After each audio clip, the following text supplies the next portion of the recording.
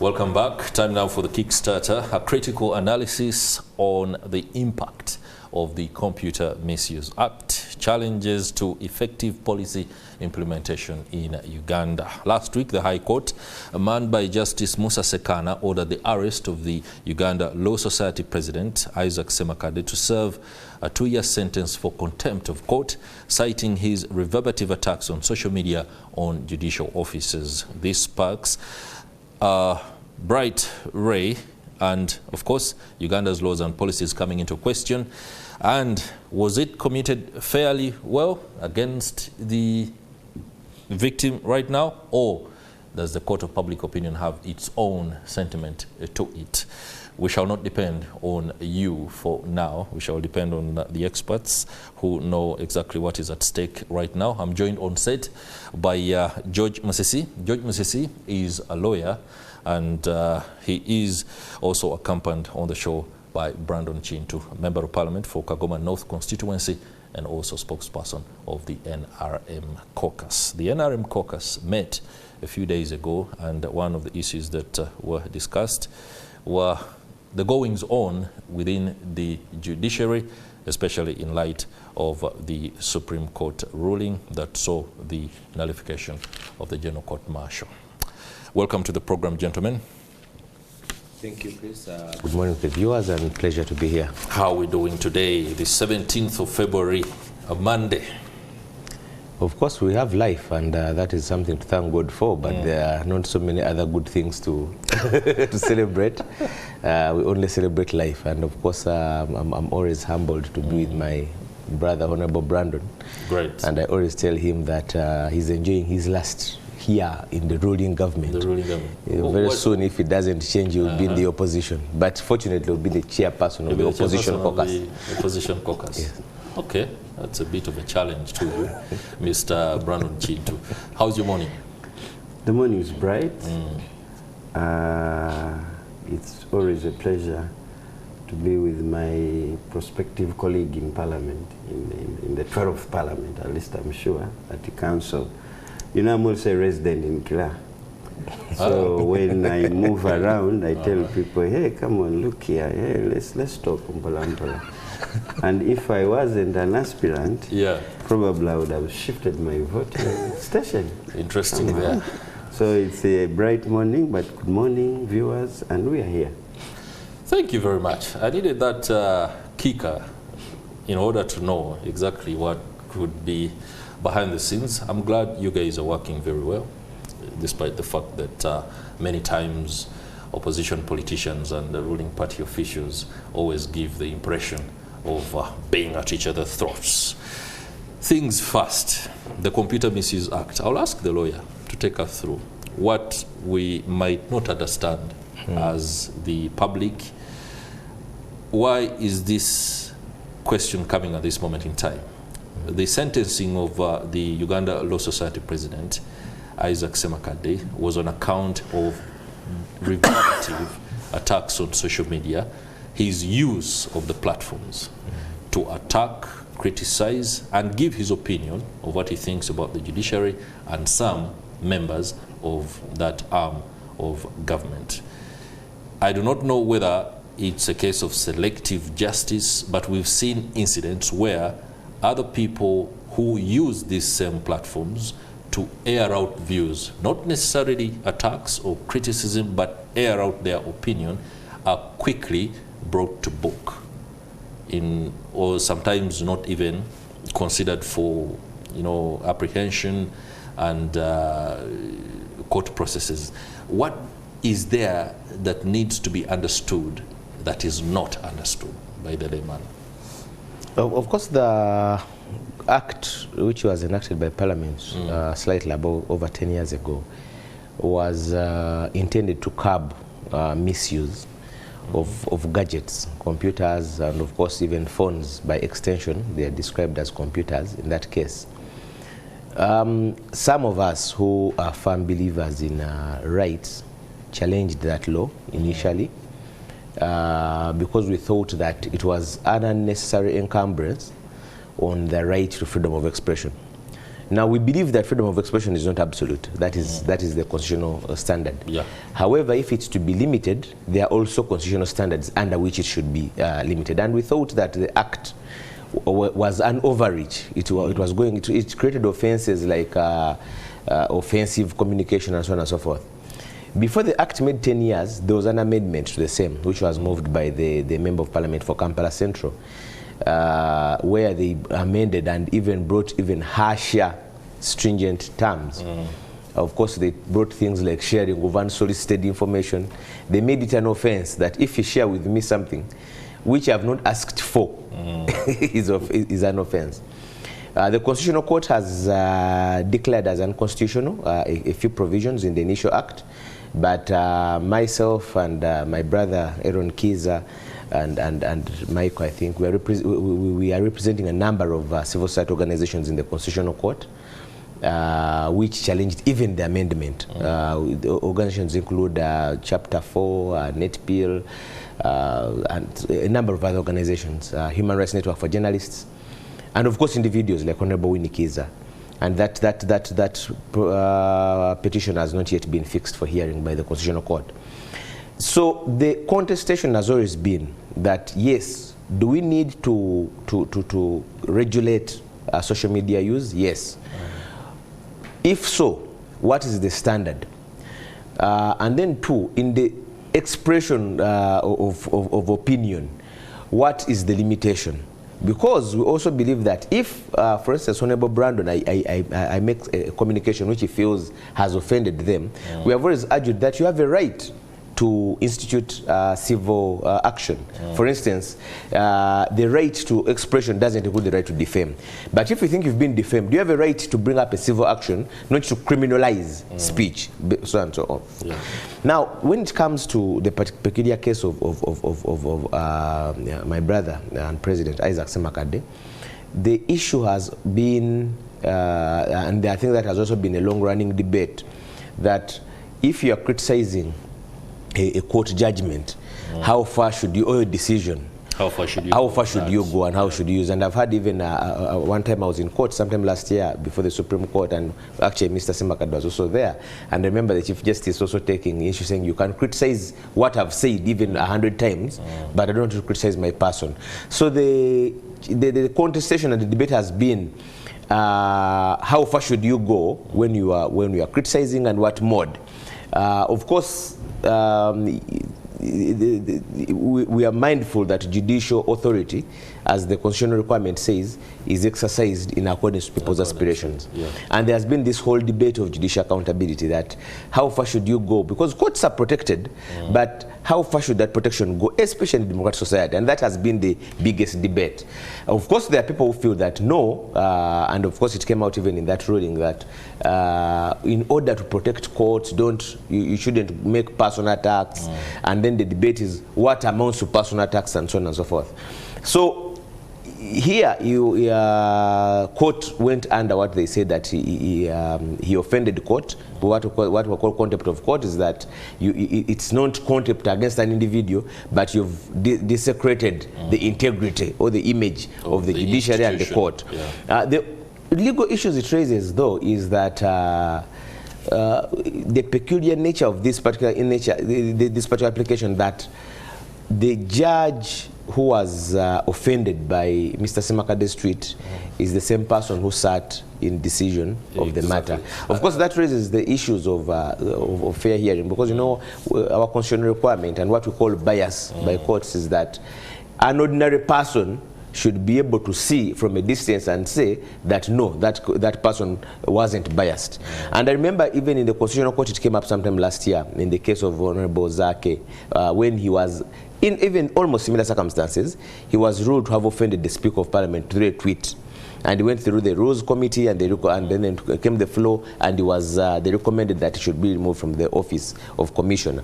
And the Constitutional Court said that, why did the Deputy Speaker, she was Deputy then, sit in a matter where she was the one who had been offended? What was so urgent that she couldn't wait for her boss to come back? Because ideally, people would not think that you cannot recuse yourself from the issue of bias if you are the same person who was offended by the impugned tweet. And you're making the decisions. Honorable, there's a lot to ponder on that particular precedent that has been set. I don't know whether it's a precedent or... Certainly it's the first time we're seeing a law society president. We shall want your 2 cents on that. But do you have any pain points with the ambiguity that lies with the Computer Misuse Act? First of all, the president has set very serious ones, because it was the first posture to say picture of a modern law society president with a nice dread, with a different style of dress, which is really quite cool. Yeah, which is quite cool. But away from that, of course, the Act intends to protect, not suppress freedom of expression. And like Council said already, something was there, and I remember a lot of noise was made around the amendments that the Honorable Sereko brought, and naturally it just disappeared. Actually, when this came, I remembered, I was like, hey, what happened? We had a debate, and it ended there. But let's take just a quick example. There is this site called Senga Acid. Yeah, actually by the name acid, it's really too verbal acid. Verbal acid. So if we actually don't regulate, and such communication and such interactions can break marriages, can really defame. There are certain things we need rights, but we need also to protect. We need to let us look at some information. The other day my son asked for my phone. I did not know that I have a Snapchat at my age. So he quickly went there and said, hey, Papa, you have Snapchat. I'm like, what is Snapchat? Now, clicking on it, I didn't want this boy to continue to see what was on Snapchat. What was on Snapchat. Yeah. So can we also protect like the rights of the children? Well, we have all sorts of, one time we have a very serious senior politician here in Kampala, Haji Latif Sebaga. Somebody woke up and sent a message which was really insulting and defaming the image of Latif Sebaga. Somebody would really stand and say his opposition, but it's very bright. It's like if somebody came up and wrote something on Council George, I would put my arm, because I know this person stands for this. But society there that is at the end of consumption will not even assess. They will completely continue. So I think we need not only to suppress, but we need to protect. As you give information, how do you regulate? How do you bust? Because computer misuse, computer use can either cause fire, it can cause sanity. Let's look at, there was a problem within the Church of Uganda with the outgoing, I don't want to say that, but there was some kind of information that came out to a man of God, which as Christians would not have had at that time. But then how do we, if we want this information to come out, how do we channel, how is it communicated? So I think we need, but then the challenge we have, we are into democracy. When this topic came up, somebody told me, are you people, you want now to suppress the opposition because you don't want them to talk? You would say, okay, yes, but the rights of communication does not align to any political party. These are rights. I mean, I may have my view irrespective of my political affiliation, but how am I, even some people in the NRM, right now we're in a crisis, I would call it a crisis, but not a bad crisis. We are going into the NRM party structures. We have those big people who want to sit in the Central Executive Committee. Now, we have the female vice chairperson that is currently held by Right Honorable Kadaga, the Right Honorable Speaker of Parliament, 1 seat. Now, when you go to the East, about 6 members of Parliament want to contest in that seat that Mukula is already holding. But when you see the level of communication within on our forums and other communication, it creates as if there is a very, very serious war, and already people have started getting divided lines. The NRM as a party, we have not yet come up with a structure, a roadmap into the election, but the heat is already there. The heat is already there, yeah. So if we would have a regulation to that, how would we communicate this, when and how? But because everyone has a right to talk. Yesterday, when the issue of Dr. Besigye came up, I was reading on the forums of members of Parliament, and then somebody posted that Dr. Besje is being rushed to Bugolobi. Now, someone got annoyed to read that message and instead quickly, in a very childish way, abused the colleague why he posted that information. Now, the rest of us want to know because we are all eager, but somebody is annoyed of this information. And then an argument went off, they went personal, just like what counsel said, that this was personal and then court. So I think we need actually to seriously think. We don't need to have a dictatorial limitations in communication, in computer use, but we must protect because it has culture, it has religious, it has social, it has economic and also implications. Okay, gentlemen, I'm going to have to go for a break, but when I return, I'm going to stay with you, Honorable Brandon Chintu, on what discussions come to the table when the caucus sits and aspects of the Computer Misuse Act comes up, especially in light of the CDF having statements that he makes on social media that would also be, or rather, equated to statements that would arouse fire, as you said. Stay with us. We'll be right back. Welcome back. I'm glad you're still with us. It's the Kickstarter, and we are looking at the impact of the Computer Misuse Act thus far in light of the emerging aspects, including the sentencing of Uganda Law Society President Isaac Semakade on account of misuse of the internet or the computer by way of posting and relaying very reverberative statements, attacks and critiques of some of the judicial officers. We are asking what amounts to contempt of court and how is your use of social media likely to, well, drive you down the path of criminality. Honorable Brandon Chintu, when we were going into the break, I posed the question, does the debate arise at any one point in time within the caucus sittings or debate forums on the continued misuse of the computer or internet by the Chief of Defense Forces? The Chief of Defense Forces belongs to the Army, and we all know the rules and how we should operate under while serving in that office. I wouldn't, actually in the caucus, we don't discuss the Army, we discuss issues in the caucus. And when we reach that, I'll tell you what we looked at to improve this kind of Computer Misuse Act. But it's actually quite unfortunate that people can be in some offices and probably out of their individual sentiments can make statements or do acts that will be affiliated to the office they serve in. But I believe, and actually it's been a challenge, I don't know why the media don't actually have a press conference with the CDF or the spokesperson of the Army to put across that, look here, we see this, what's happening. But surprisingly, no one comes up to ask that. Probably would think, is it a joke? Is it an account? I'm not an expert in checking out. You think it's a parody account? Those are the questions that I ask around because I'm not an expert. But I believe we also have communication and language experts at Makerere. So all these people would be interested to find out. Then from there, we can pick it up. But if, whether it's a joke, whether it's a flatter, any information can be harmful.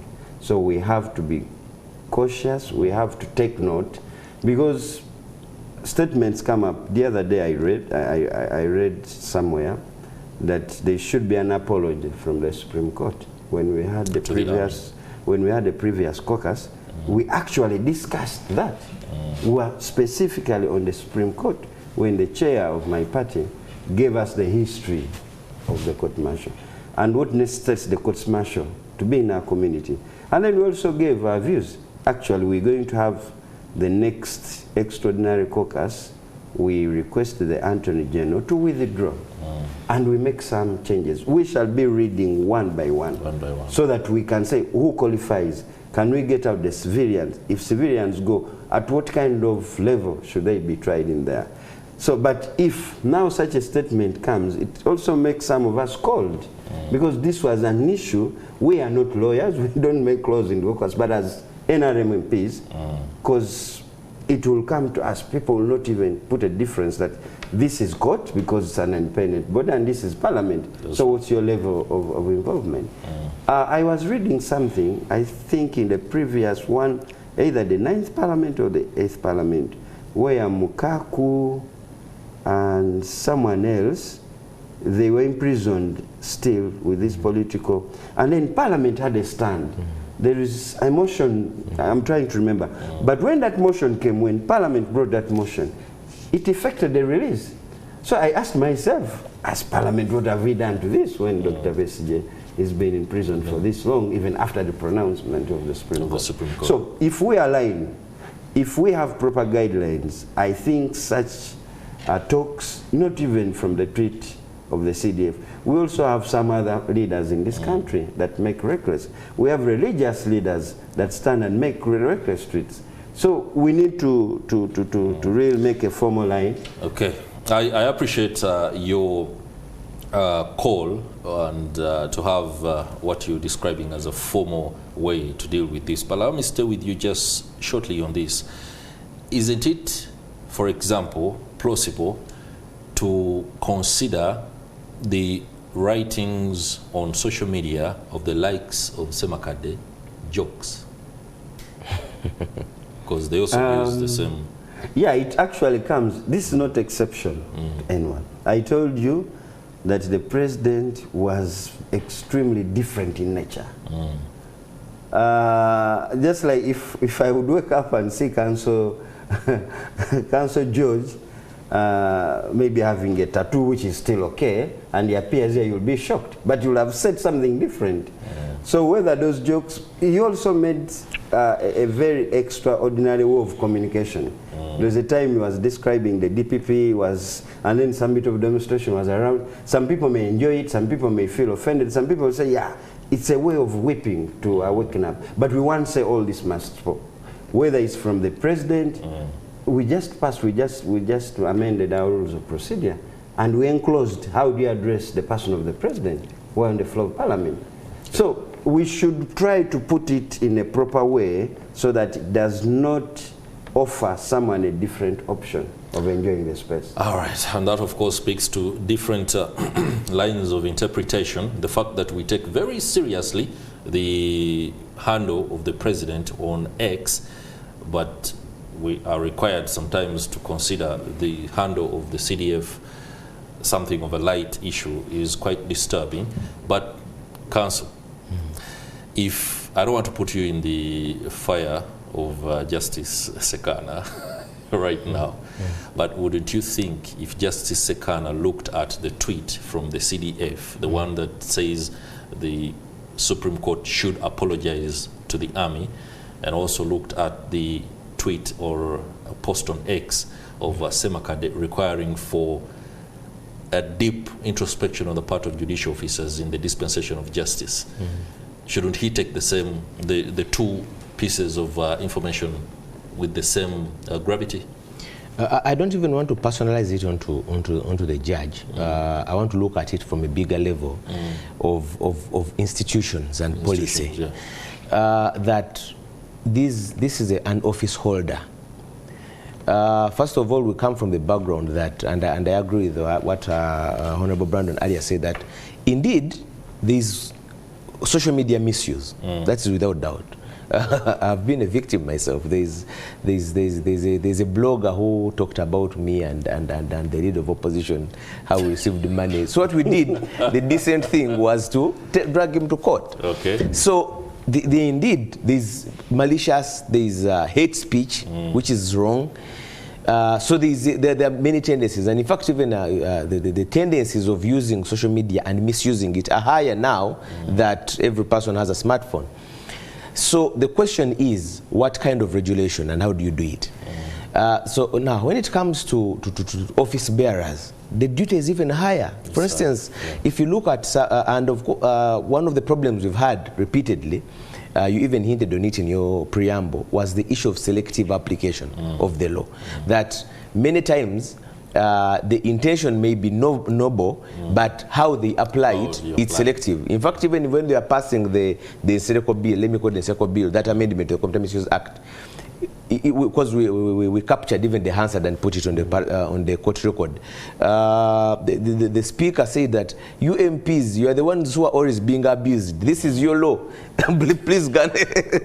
Even Mr. Ansereko, when he was passing it, it was after I had a long confrontation with people on Facebook. He had the live show and they were exchanging actually insults with people online. And then he came vengeful as it is. So even in the application has been selective.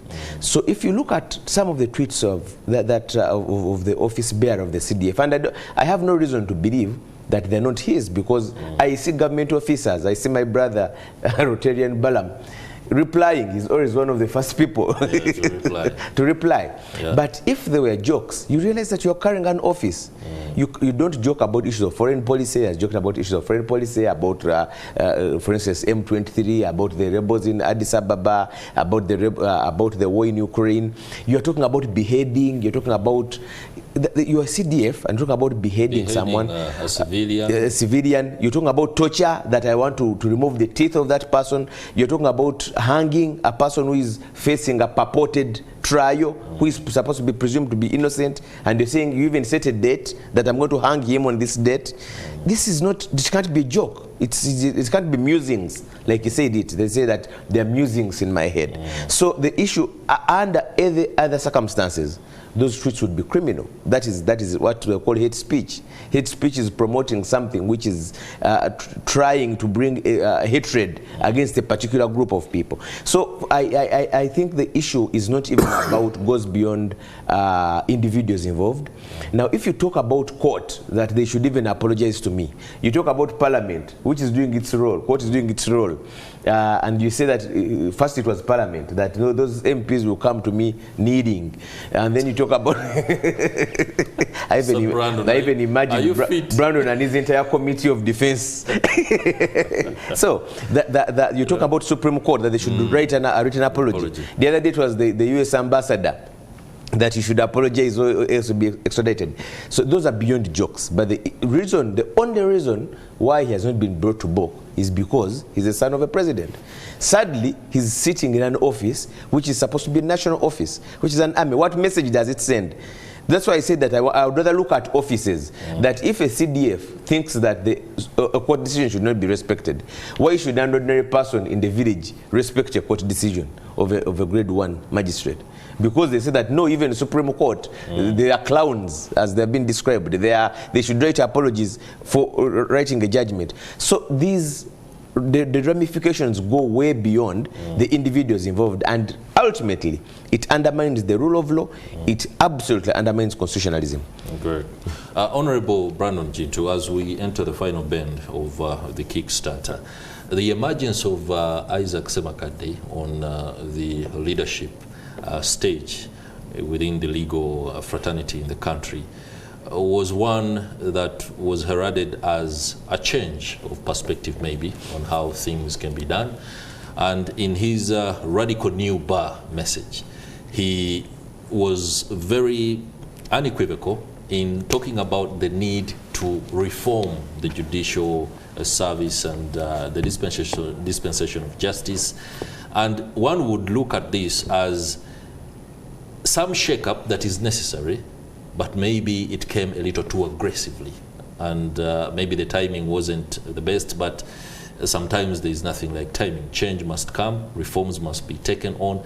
Do you sit back as a legislator and reflect on the need for reform of the judicial service, or the judiciary for that matter, especially when it comes to how quickly justice is dispensed? The reason I'm asking this particular question is that the DPP up to now has not elected to transfer cases that are supposed to be transferred on account of the ruling of the Supreme Court, and there is no information available to the country as to why that is not being done. I think last week she did form a committee and the process of that.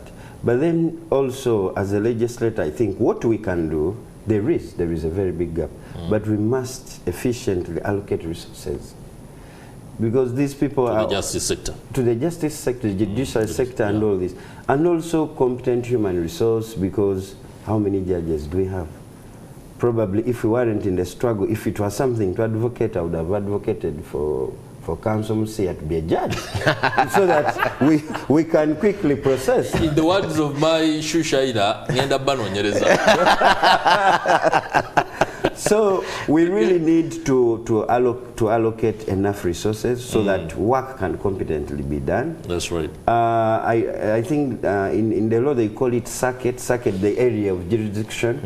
The other day, last month, I think one was opened in Iganga. So there's also, if you look at someone, a judge who sits at Jinja High Court, but some issues have to come from Buyende. So that availability, I think, was necessary. So the president was trying to wake up. And actually, after also banging the table, a lot was done. So many places were opened, some judges were also appointed or recruited, and that also flows to the investigation part from the police. So sometimes when you are whipping and you have a stick to whip, it can quicken. However, it also depends on how extreme you can go. If you are whipping and you're enjoying the space and you have no limits, sometimes you offend other people.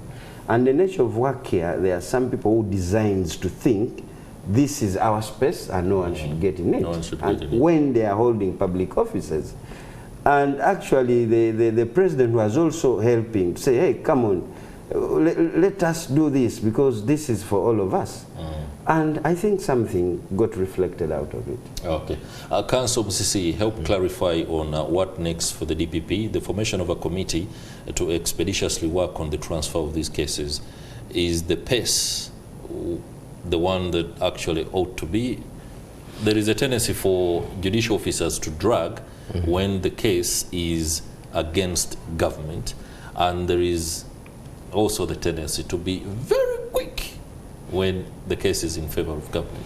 Shouldn't they apply that kind of speed to these transfers? Of course, one of the biggest concerns we've had, it's not even the DPP issue, it's an Attorney General issue, because the Chief Legal Government Advisor has been the fact that there are no set timelines within which these orders are going to be implemented. First of all, the nature of this judgment was a novel one that is leaving people in a legal island.